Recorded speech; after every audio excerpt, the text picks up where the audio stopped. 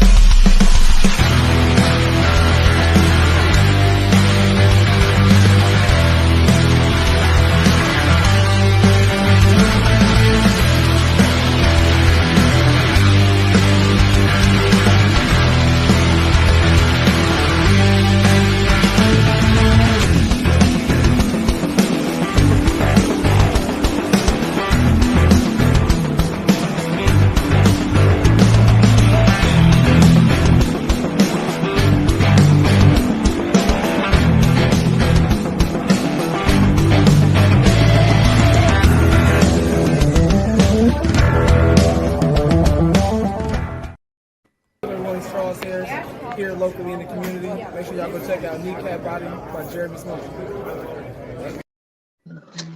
All right, I've got a few guests with me. All of them have been here before. We got DC8091. We got Maniac Tim, also known as Uncle Timmy, Richard Head, and Big Dan. How's everybody doing tonight? Pretty good. Really and good. Our first comment, it does come from Brian Roy. He says, "Hi, guys. That being said, let's get right into it. This past week, Amon-Ra St. Brown ties a receiving record for, 7 straight games with 8+ receptions. What do you guys think about this young man?" Well, yeah. Yeah. I just think he's the future. Yeah. They better hold on to him long term. Right, he's only going to get better going forward. So, I mean, they better hang on to him. Well, he's named after a sun god, so now he's a football god. Amen. Receptions, but just don't drop them like you did a couple last game. Yeah, you can't start the game with 2 drops. 100%. I do like how he handled that yapper for Philly, though. Didn't do a damn thing to him. And Brian Roy says, "Can't wait for tomorrow." Lion King asks, "Who is officially out for Sunday?" Well, after we go through the little bit of Lions news I'm going to cover, and one of it is who's out, and it's not looking great, but I know who's in, and that's okay. Facebook user says, "What's up, fellas?" And he is the future. It does sound like that might be Greg Rice. Oh, greetings from Flint Town. That's Steve Bauer. Nice. That being said, let's get right into the next topic. The Lions have the longest active scoring streak with 11 quarters straight with a score. What do you guys think about that? I'm going to start with Big Dan. Longest active. Yeah, it's only going to get better. We put up 30-plus points against a potential playoff contending team, so I don't see why we can't do it again tomorrow. And he goes, "No, it's Victor, as in Victor Lester? You're up here in Flint?" Oh, shoot. Richard Head, what do you think about that scoring streak? It's impressive, and, it shows that they actually are making the turnaround on offense. I hope they continue it tomorrow. They're going to need it. And in comes Mr. Dan Leonard. What's up, boy? Hey. Hey, Dan. How's it going, guys? What's happening? Vic says, "I think they can take Washington." What do you think about Amon-Ra tying a receiving record with 7 straight games with 8+ receptions? And the Lion Kings in Flint, too. What part of Flint are you guys? Because I grew up in Flint. I went to a few schools there. Just a few.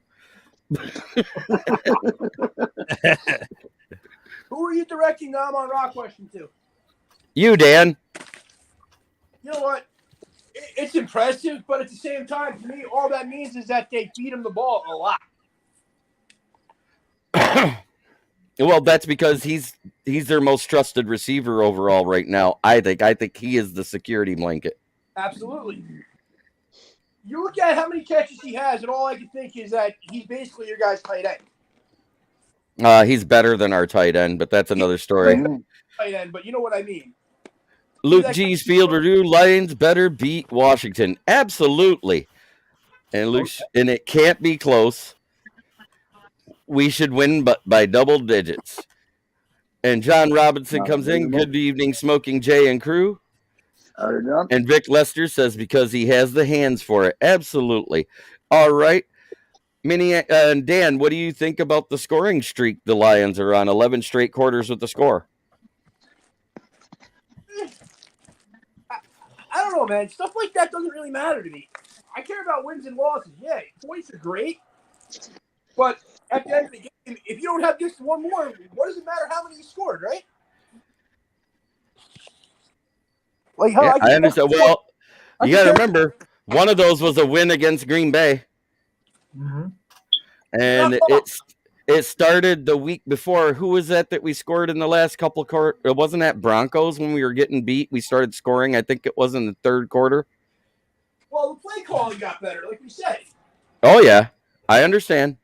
And Lion King says he is in the Ballinger Flushing Road area.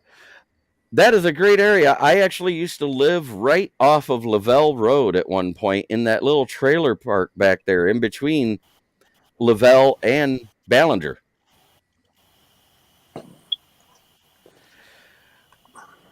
Right. The points don't mean squat when the other team has more. It does, but it doesn't. It means the offense is way closer to being good. Mm-hmm. Lion King Club Sunoco. Yes, sir. That being said, my next subject is about our inactives. And I'm going to add one to it because when I wrote it, it hadn't came out yet. But Kraemer hits the IRL. Rags is out, and as well as Jonah Jackson. I still think the O-line depth is a strength, but this will be a test. What do you think, DC? We're going to start with you. Hell yeah. But, I mean, during those 11 quarters or however long record that we have, we didn't have our full offensive line during the entire damn time anyway. So, I mean, it's not like these guys haven't played before. It's not like any of us are there playing offensive line that are just going to get trucked and ran over by any NFL player. They're good. Fraley's good. Their system's good. Their play calling will adjust to it. Granted, it sucks, but, you know, I'd be more worried if it was week 12 and this happened. Yeah, and, you know, having them early with an early bye week, I think that's going to help too, because a lot of these guys that haven't been healthy so far fully, they're going to come back. Everybody else is still questionable. Brockers is back to being a full participant. Damn it. But he's the equivalent of the bump on the log that's supposed to eat up blocks and don't. Oh, God. It looks like Oline McNeil is playing. Austin Bryant and everybody else on the D-line is playing. Decker's in. From what I understand, Swift will be in. That's what scares me. What, the Swift is in? Yes, honestly, because he's already nursing that injury. I don't want him to go out there and get that hurt where he's going to be lost for a couple weeks. Right. You have him in fantasy, don't you? Yes, I do. How'd I know that? Because realistically, I can give a shit about anybody's health as long as they're not on my fantasy team. When it comes to money, I care. That's why you care about them O-linemen being hurt, too. Sparingly. Well, of course, with the amount of yards that he had last game and the overall, you know, I want Swift in the best health, but if he's going to get hurt worse, you know, in a way I would like to see him set out. But the best availability is to be available for that games. Yep. And, I want to see Swift break 150 yards. And it could happen. He got 144 on what, 14 carries? Mm-hmm. Yeah. Yep. And if they feed him the ball more, or was it 15 carries? I can't remember. It was 14. Yeah, it was 14 because it was 9.6 yards. yeah, You don't have any more touches than that, though. Yeah, he's not going to be getting 14 carries this game. Lions cannot underestimate any team they play against. If they're going to win, they have to earn it by taking it. Absolutely. Yeah. And we have to make it in a position where we're not leaving it in the ref's hands. Period. Yeah. Right. It's been proven time and time and time again. And that's I'm easier quite said than sure done. Dan Campbell and Brad Holmes are tired of that Tuesday phone call. Oh, I'm sorry, we got the call wrong. Yep. Again, that's easier said than done. Every team tries to do that. It is way easier said than done. Absolutely. We just gotta keep on scoring and scoring and scoring because that's the only way you're gonna do it. You know, we just put That's up. also easier said than done. Yeah. We just Yeah, put up. But going away from what works doesn't help the matter like they did last game. When you went away from the run, But that's what killed that first half momentum. Yeah, It's what killed the first half momentum. And I wrote my article on it because I listened to what the announcers said when I watched it after the game. The announcer specifically said, oh no, Hawk didn't get the nod. He's running a double post. And Goff can't look over there to see where he's at. He's throwing to where he's supposed to be in the stick route. So, yes, Goff couldn't look because he had Tazir White in his face, who actually deflected the pass, which slowed it down. Because had it gone zipped like it was looking like it was going to get, I don't think Bradbury would have got the interception to begin with. No, Goff isn't going to throw a floater like that on a check down route. No NFL quarterback will. It has to be tipped or fall out of his hand. I mean, he knows to get that thing, which he did. It just got hit and the receiver ran the wrong route. Shit. Yep. It was a double whammy. I mean, yes, they are both at fault, but it's not Goff's alone. Oh, I totally agree. I totally agree there. And TJ Hawkinson, who was supposed to be an extra tackle in the run game coming out of college, I call bullshit.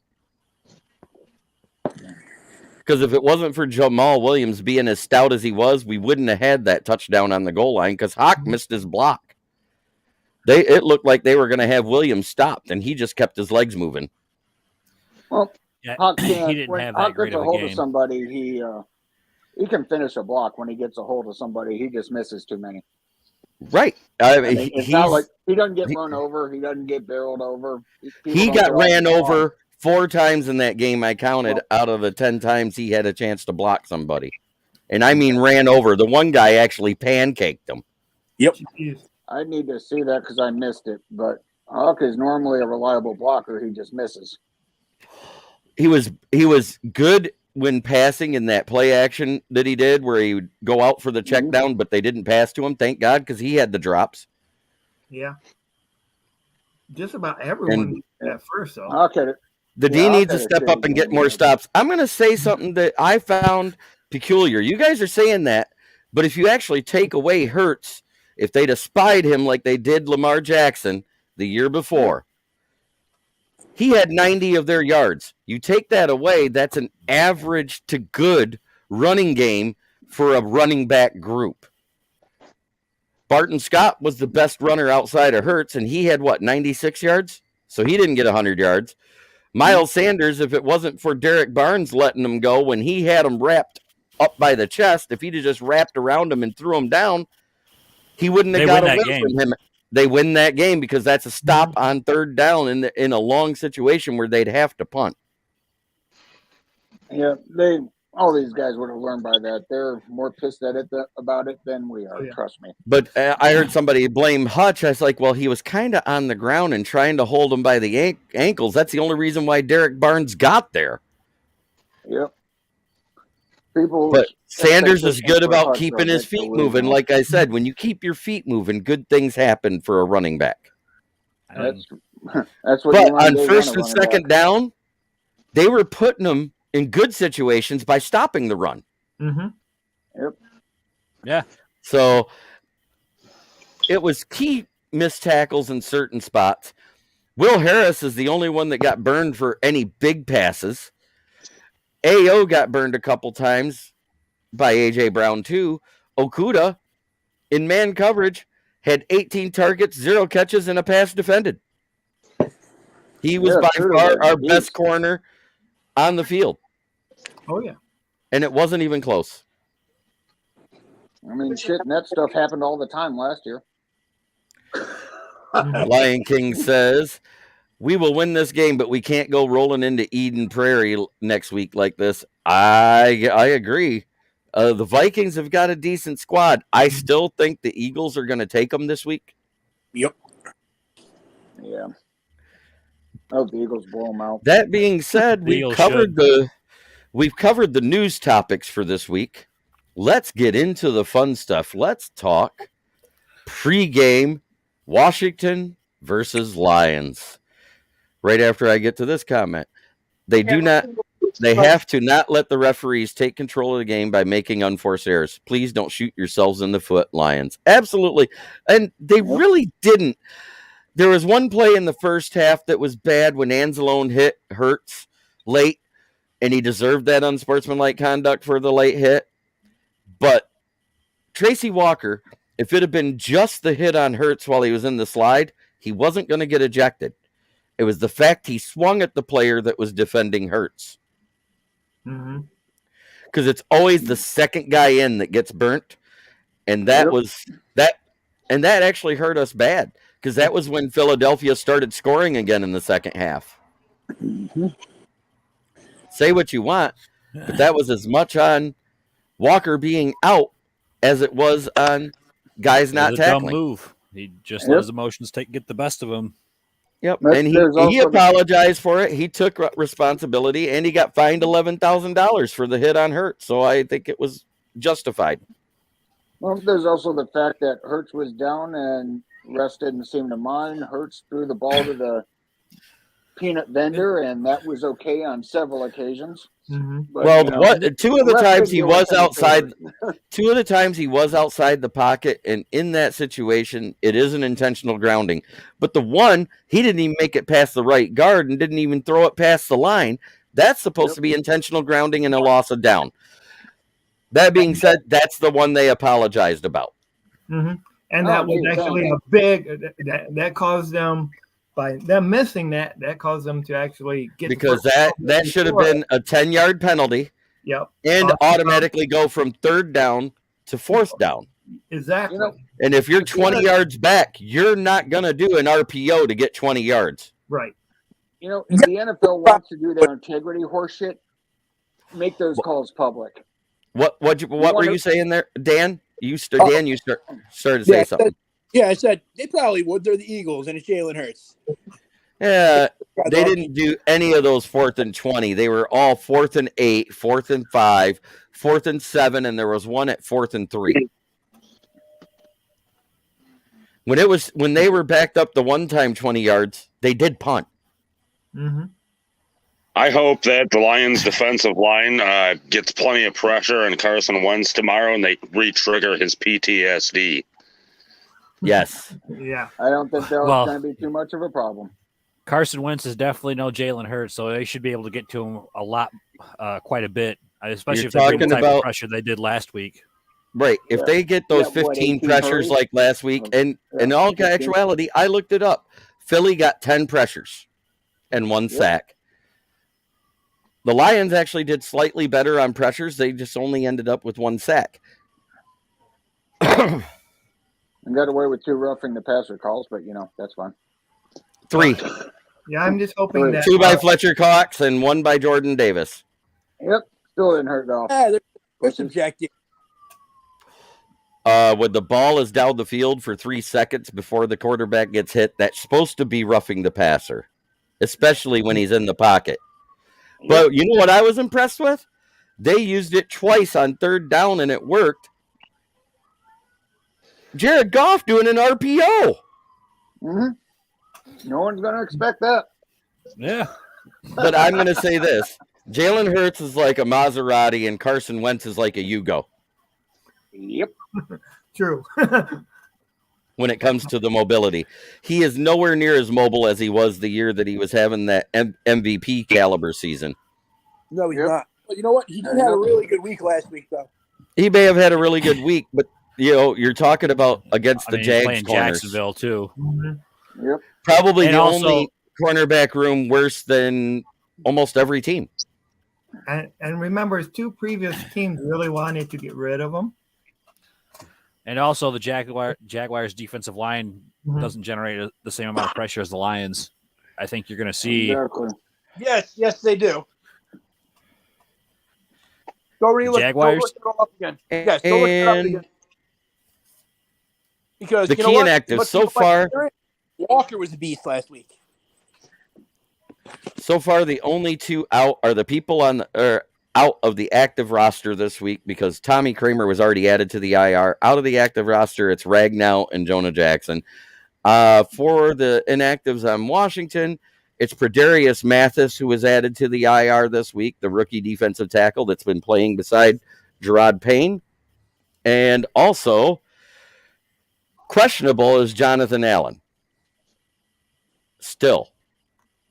He's dealing with that groin, same as Frank Ragnow was, I think. Uh-oh. Victor Lester says Michigan State is taking their spanking right now. Yeah, I think it's like 16-0 Washington right now.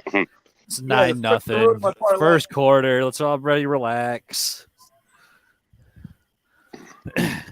That's awesome, Lion King. I might know who you're talking about if he was there back when I went there, when I was living there. No, his name's But Steve. it's been quite a few years. It might not be the same Steve. Man, think about this. If Michigan State loses, other than Wisconsin, has anybody else lost in the Big Ten? I don't believe so. No. But I don't like these cupcake rosters the Big Ten is doing for their out of conference play. They need to get some stiffer competition to prepare themselves. And Victor Lester said, no, nobody else has lost. Michigan State's going to Washington. That's a legitimate game. I'll give them that. That's the first time it's not a true cupcake, but Washington is kind of like Oregon North. They're a middle-of-the-road team. They're nothing special. Right. Did anyone see how Toledo's doing? No. They're playing Ohio State. I hope they win. That would be awesome. That would be great. If Ohio State Great. lost to Toledo, oh my God, that would be the. Oh man, that would be awesome. I mean that. If Toledo Zips beat Ohio State, I'm going to be dancing on a few people that are Ohio State fans. Oh Yeah. fuck yeah! But then we could go ahead and see what Chris Spellman would have to say, right? So that was it That for would the not be key. safe for any broadcast. That was it for the key inactives. Keys to victory. DC, what do you think? Basically, it needs to be attacking the weakness on their defense, and at the same time guarding our offensive line. I wouldn't be surprised if a lot of our offense was from shotgun, for that matter. And defensively, if we put pressure on them, they have great receivers, but we have a damn talented secondary and a lot of pressure in front of it. Right now, if we just same old, control the clock and pick them apart and don't let their offense do anything, and if they do, put the offense in panic mode and capitalize on Brian Mitchell's fumbles. All right. Miniac Tim? Okay.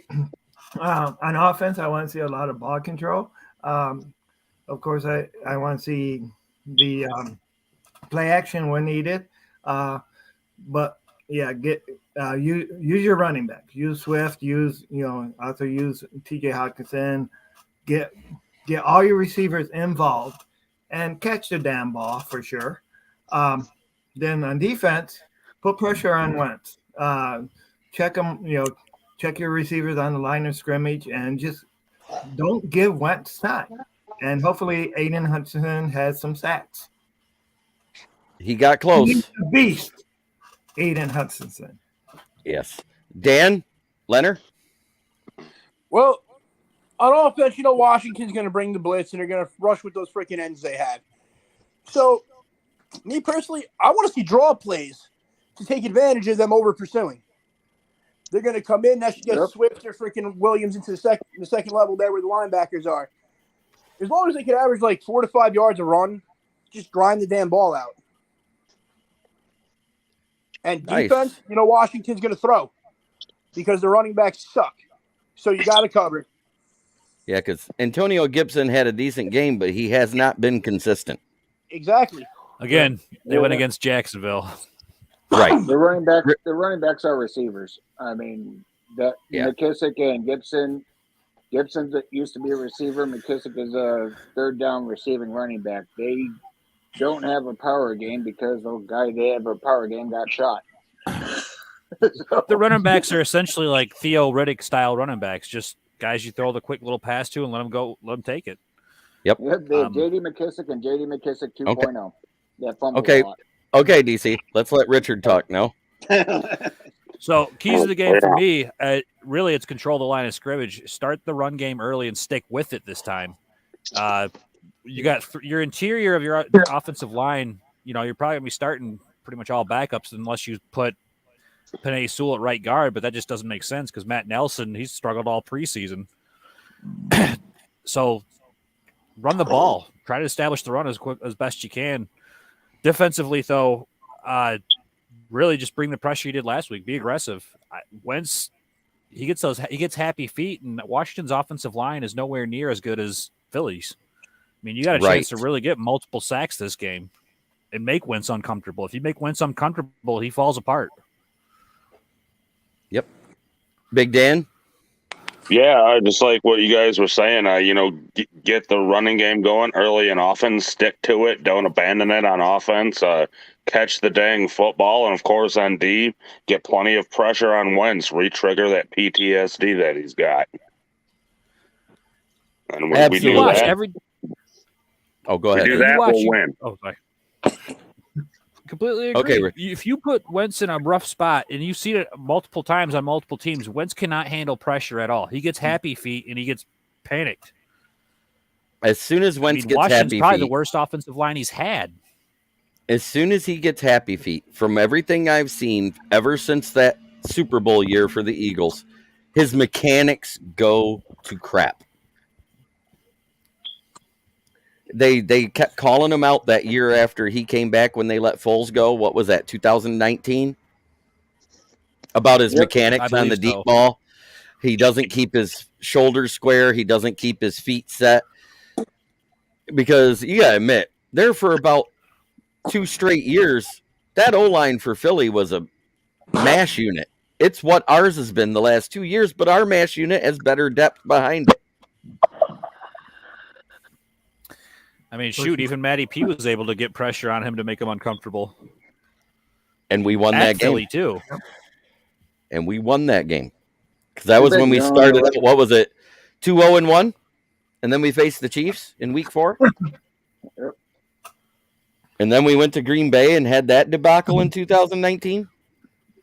Yeah, that was insane. That was the worst. Both of them were. That being said, it is Saturday, and you know what that means, people? It's another FTP day. Let's put it in the comments. Fuck those Packers. Oh, yeah. Yep. Fact time. My keys to the game, run the ball, run it often, control the clock, then use the play action to get people over the top of the safeties. That's it. Mm-hmm. And Reynolds, if you're wide open and the ball hits you in the hands, I can care less if you're leaping. Catch it. Put some goddamn Gorilla Glue on your gloves, damn it. It's in the hand, you can't drop it. And Logan Erickson says, what's up, guys? FTP. All right. That being said, here's my other key to the game. If the drops start happening and they get drop happy, put Cephas in the wide receiver core because that guy does not miss catches. The last time he dropped a pass, Matt Stafford was his quarterback. Yep. That's for him to have several targets this game. Oh, dude, speaking of Matt Stafford, I wanted to say this. Did any of you guys see that tweet by Darius Slay saying if Stafford was the same person in 2014 as he was now, that they would have been a real contender? Oh, They fuck were yeah. a real contender. Yeah, they He probably did would the have won the ex- Super Bowl then. They did the exact same numbers. Right. 41 touchdowns and 19 interceptions. That he had 41 and 17 last year. Ooh, 2 interceptions better. Hey, Yeah, 6 in 2 games. And Victor Lesher says F Aaron Rodgers and FTP. Damn right. And Logan Erickson backs him up with FTP. And it's actually it's time the Bears go ahead and get back at Aaron Rodgers for saying that he owns them. They got Yeah, done at least they can do something right this this season. week. Killer Cook, I'll tell you what. I love the fact that you have this intensity about Karen taking the time to point out all these college players. But guess what? Let's hold off a little bit on college scouting. And Killer Cook says, also, JB. That being said, before I get to the next part, let's do a little shout out to my sponsors. We have A1 Tire and Auto Repair, 3 locations to serve you. That's the one out on Old Caucaulin Road in Caucaulin. We have the one on Genesee Street in Saginaw, and also the one where I work at Broadway in Bay City. Great tires at a great price, and new tires at a great price too. Come on in and see us. Mention this ad, get $10 off your set for used tires. Yeah, and also make sure you guys smash this like button. Amen. I haven't seen a single like pop up there yet. And subscribe. Nobody likes you. Push You're the on button. Could you not enjoy this meeting of the minds? And Killer Cook says, is the crazy helmet dude in the show tonight? That's Yeah, Mr. it's Leonard. Yeah, I'm here tonight, man. He just hasn't been feeling the best, so he's off camera. Correct. See? I feel like I I pay was so attention. fucked by a cactus.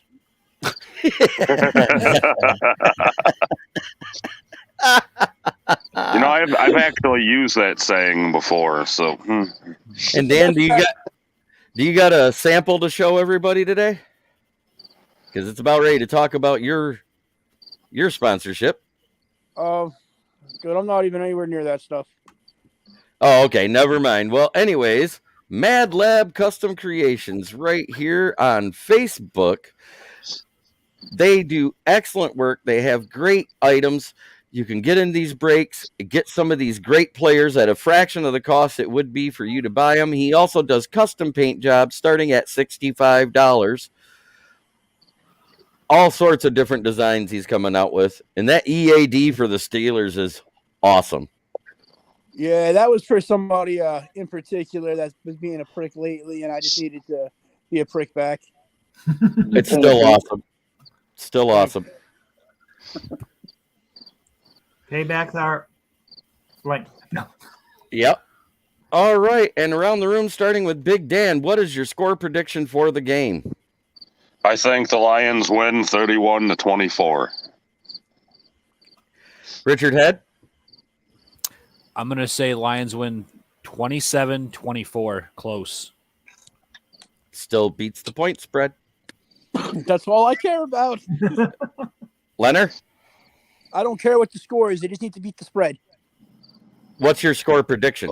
The Lions covering the spread. That's my prediction. Okay. Maniac Tim? Okay, yeah. I always gotta go big because Luke G says when I go big, they win.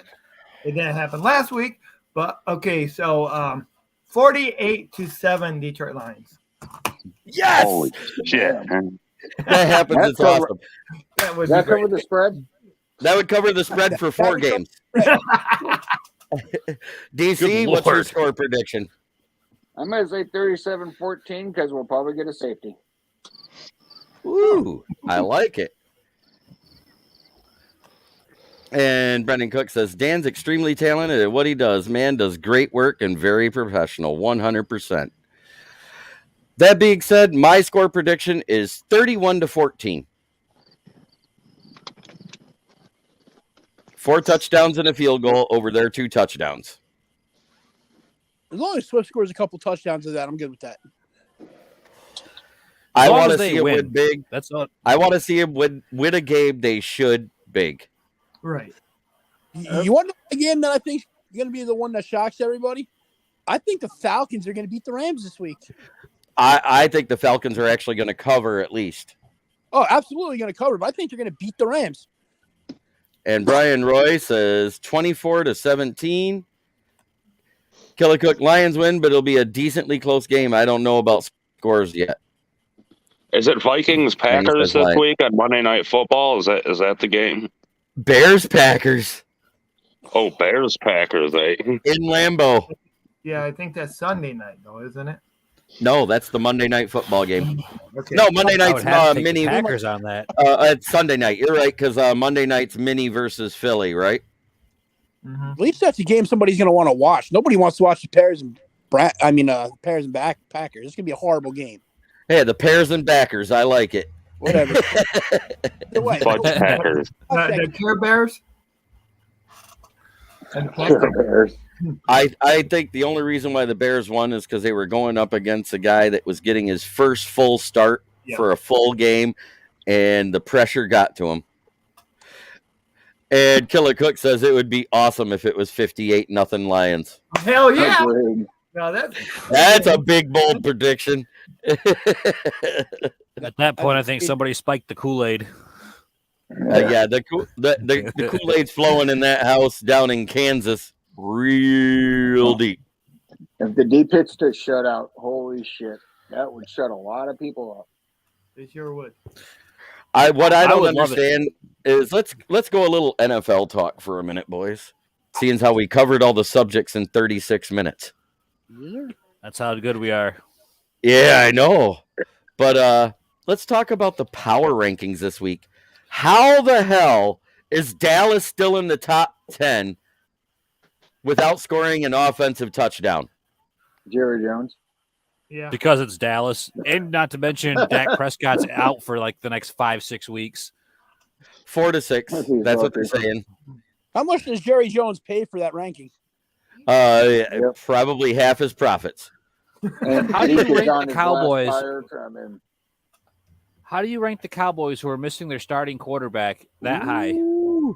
Brian Roy makes a bold prediction, says, I'm going out on a limb. Chicago beats Green Bay.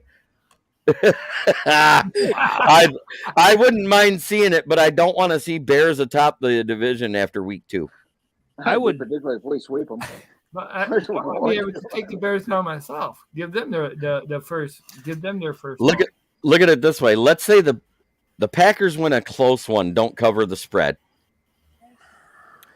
The Lions win convincingly, and Minnie loses to Philly. It's a 4-way tie for first place in the North.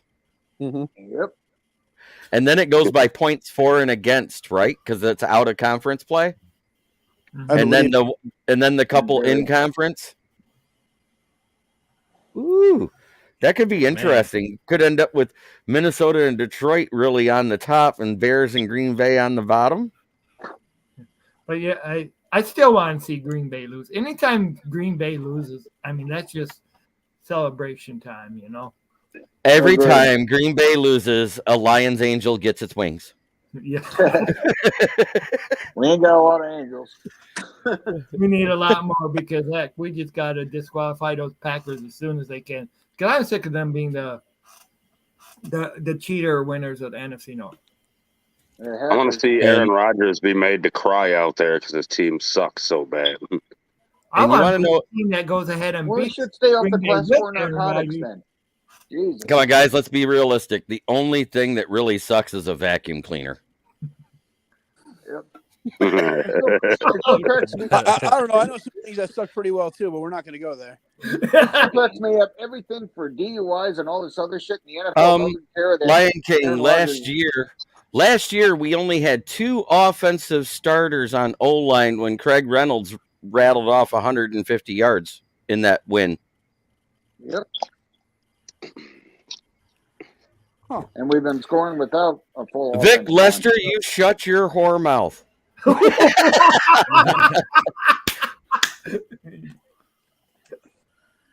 Brian You're Roy on- says agree, Smoke. Washington That was a is joke, not nearly buddy. that good. You know I'd never say that realistically. I just wanted to say it because you said 16-0 Washington. Don't screw Dan Leonard's parlay. Exactly. Now You're on the Aaron Rodgers hallucinogens there, bud. That's facts. now you know when the Lions win tomorrow, when they win, they'll be the first team to give the Commanders that are lost their first ever loss. Right. The Commanders But- have never lost. In the last 3 years, or what was it? The last 6 games against Washington were 5-1. Yep. And you got to remember, 2 of those was with Patty Matty. Anytime you can get a win with Fatty Matty as the coach, that's impressive. The only loss we had was with Fatty Matty, too, when we had all the backups in. No. Wasn't that 2020 when, or no, 2019 when Stafford went down, when we went to Washington and lost?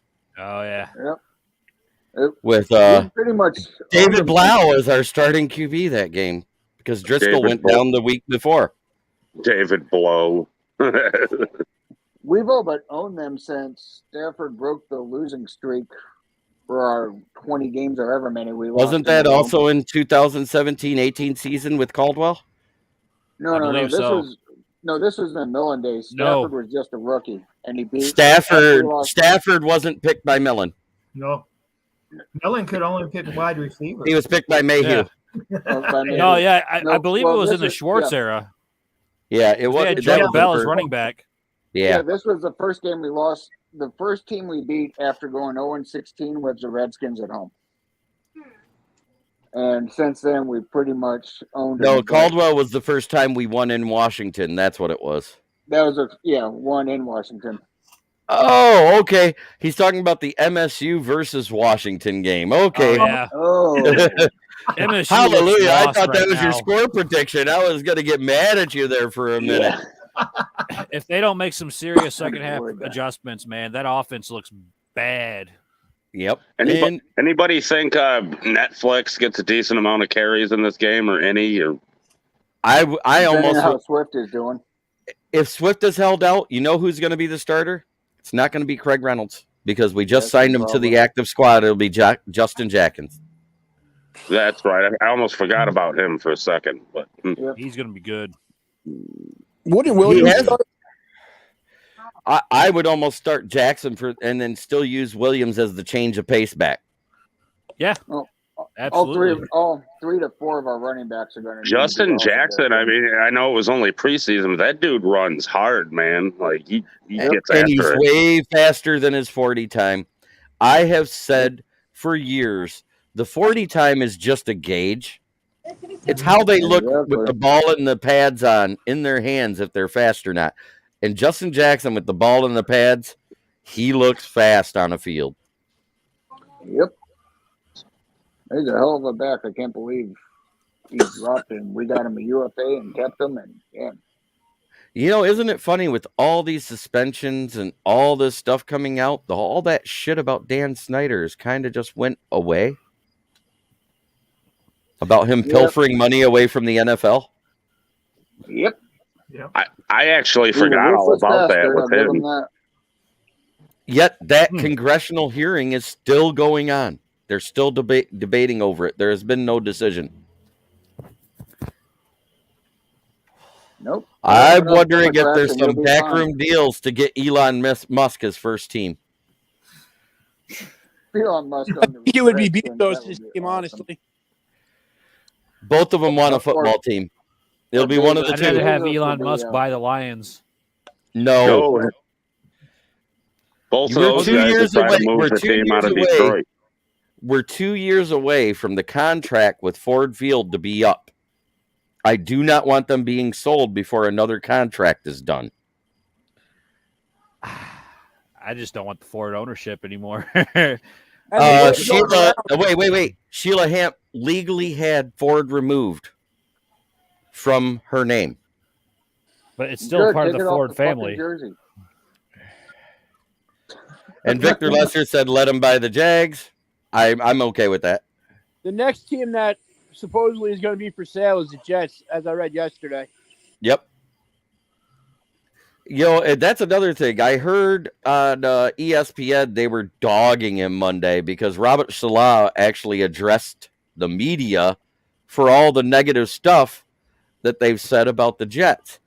Notice how Dan Campbell, despite all the negative stuff that's being said about the Lions here and there, never addresses the media about the negative press. There's a reason for that. There's a reason for that because when you address them, it gives them power. Mm-hmm. It lets them know they're in your head. That's right. Robert Salah. They tried. Oh, sorry, Jeremy. Go right ahead. Robert Salah slowly but surely looks like he's losing that team. I mean, to be fair, he is in that New York market, and that is a lot worse than the Detroit market. Good point. Yeah, but the negative media is about the same amount of negative media that comes out in Detroit. I knew eventually Robert Salah would struggle with that New York media. And Washington scores on MSU again. It's 23-0. Wow. Holy shit. Wow. Put in Jeff Smoker. Talk about digging somebody up from the dead of the NFL. Put Drew Stanton back in. Yeah. Oh, yeah. Hell, Brian Boyer, he can start slinging the ball. Yeah. Yeah. Two fucking cousins. 22 because they haven't scored the extra point yet. Wow. No, and that's the thing. You see the Detroit media tried going after Dan Campbell with that onside kick call, and I just thought it was ridiculous. Like, in all actuality, the defense was gassed at the time. They weren't stopping that offense. No, they hadn't really stopped them all game. They missed the extra point, so it's 22-0. Got it. Okay. That being said, the defense was gassed. At the time, it was a good call to give the defense the rest if they get the ball back. It just looked bad because it was horribly executed. Yeah. Yep. The last two successful onside kicks, both were kicked by Riley Patterson, which is why I was mad he was booted off the team, because we like to go for onside kicks. Yep. Didn't Riley Patterson get picked up by like the Jags or something? Probably, seeing how they had the big burrito playing there for a minute, and he missed a field goal that cost them the game versus Washington. I mean, my whole thing with going for the extra kick is you're playing against Philly, who's arguably, the NFC East contender. You got to do something to give yourself a heads up in a situation like that. Like I said, it was horribly executed because that's supposed to look like a blooper ball pitch when you kick off the top of the ball and pop it up. It barely went softball ways, and it went right to the Eagles guy, their hands guy that was on that side of the field. If that would have hung up there to allow the Lions to get there at the same time the ball does, like Riley Patterson does in that situation, they have a shot to get it back. Yep.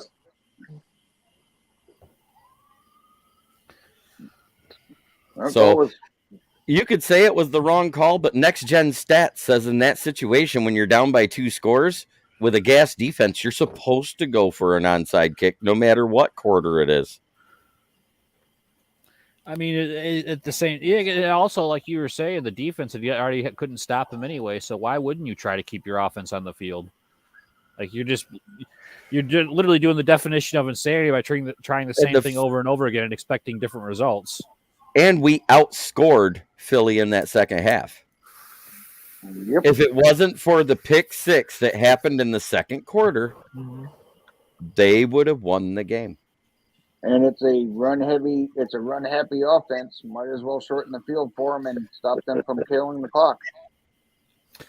I got a question though for everybody, and in all seriousness though, what does Aiden Hutchinson's stats look like after this game against Washington? I'm going to think probably at least 7 pressures and 2 sacks. Or 1.5. Let's do 1.5. Let's be realistic. He is a rookie, but I think 1.5. I think you're going to see a little bit more out of the other guys, out of Austin Bryant, out of Comiskey, out of Bugs, out of Oline. Finally see something out of Oline McNeil, who got pressures but couldn't get the hurts. because Hurts is that fast. Wentz is not that fast. No, as long as Hutch is getting double teamed and offense is focused on him, I don't give two flying fucks what his stats are. Right. Let him focus on Hutch Good and answer. let the other guys go nuts. But if he does get those 5 sacks, that would be great. Did I say that out loud? Yeah, that would be great. Oh, It would be got great. 5 sacks. That would be awesome. Hell, if he gets 2 in this game, I know. I'd love to see 2. I'd love. I think I think 1.5 1.5 to 3 is realistic. Anything more than that is grasping at straws. I don't would think take 3 he's gonna half have sacks. I think he's going to have 2 tackles for losses and 4 total tackles. I think they're going to double team the shit out of him. I hope they move him back to the 7 or 9 technique and always keep him on the wide side of the field, because if you look, that's where they put their screen passes. That's where they do the rollouts with Wentz. It's always to the wide side of the field. So if the wide side of the field is on the left, you put him in the 7 technique. If the wide side of the field's on the right, you put him in the 9 technique. I would put him wherever Andrew Norwell is not. He's their only good offensive lineman, yes. Him and Cleo Lemon. Yeah, that's the center, right? That's the left tackle. Left tackle. Yeah, some shit like that. Hang on. But if he's outside linebacker, the DNs eat up the tackles for him. That's what I'm getting at.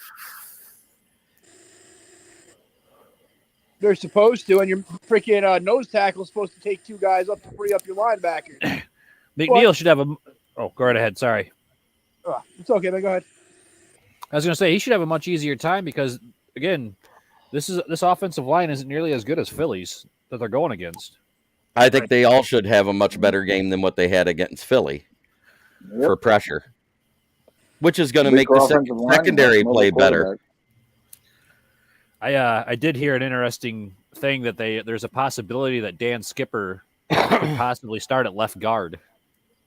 Oof! Like because how bad the offensive line situation is, and I was a 6'11" guard. Could you imagine that? 6'9" or 6'9". But you get what I mean, though.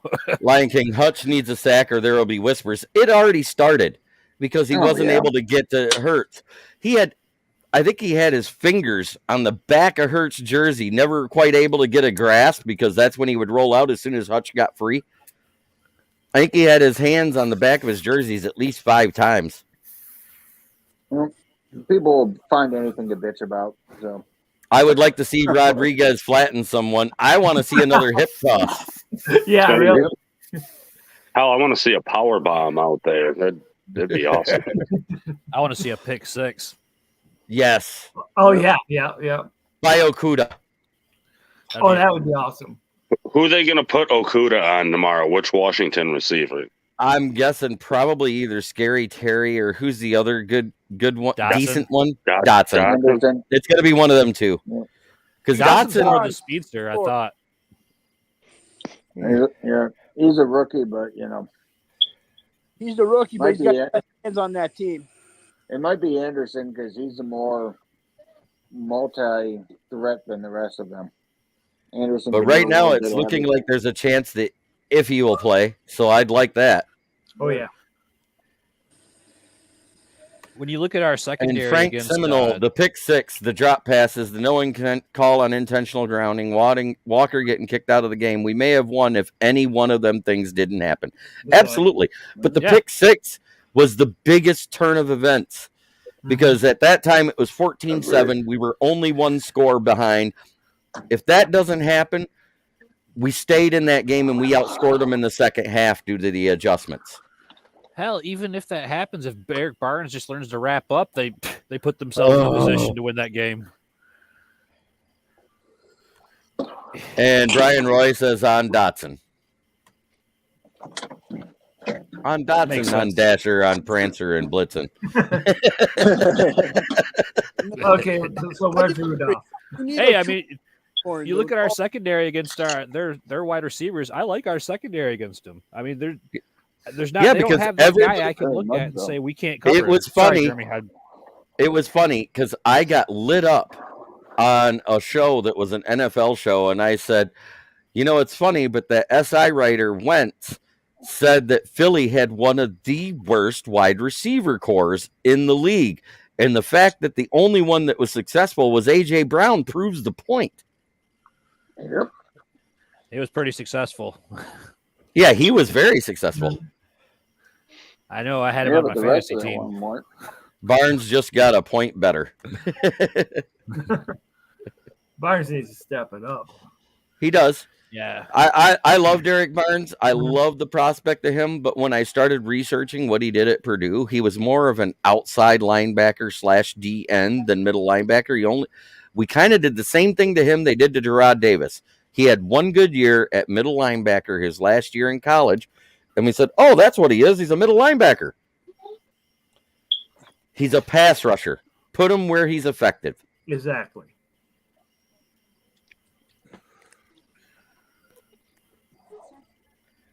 I want to see him right out there on the outside somewhere in rotation. Or at middle linebacker too. I want the middle linebackers starting to be Anzalone and Rodriguez. Yep. Anzalone had a decent game. Covered too.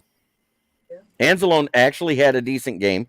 And yes, I'm calling him by his name because he had a decent game. Mm-hmm. When he starts having that bad game again, you know what I'm calling him. Oh, yeah, we know. Go right back to Annalise.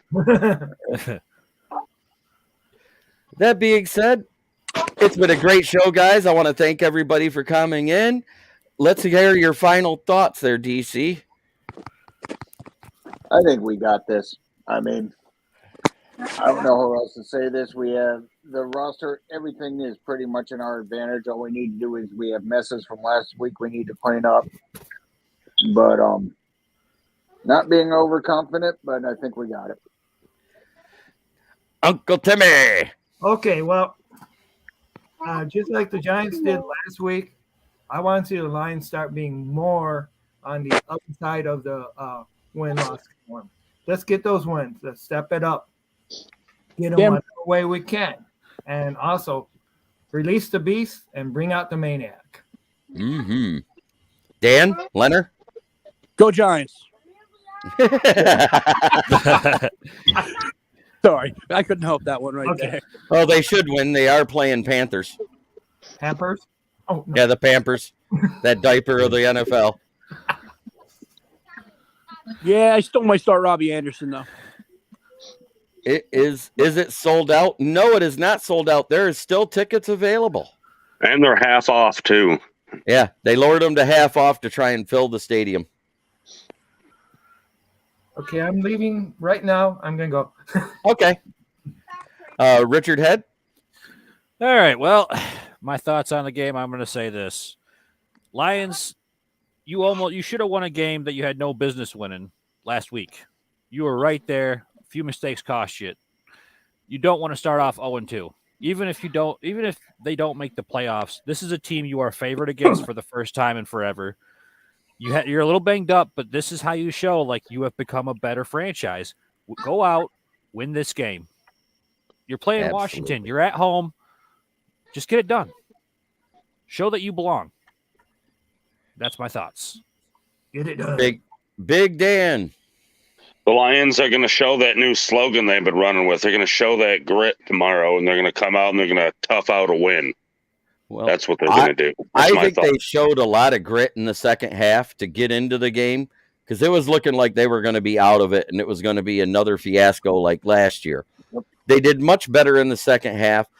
The RPOs killed us, but we only face two quarterbacks that are like that this season. Josh Allen and Jalen Hurts. And those are arguably the two best teams we faced this year, too. Yes. That being said, I want to win.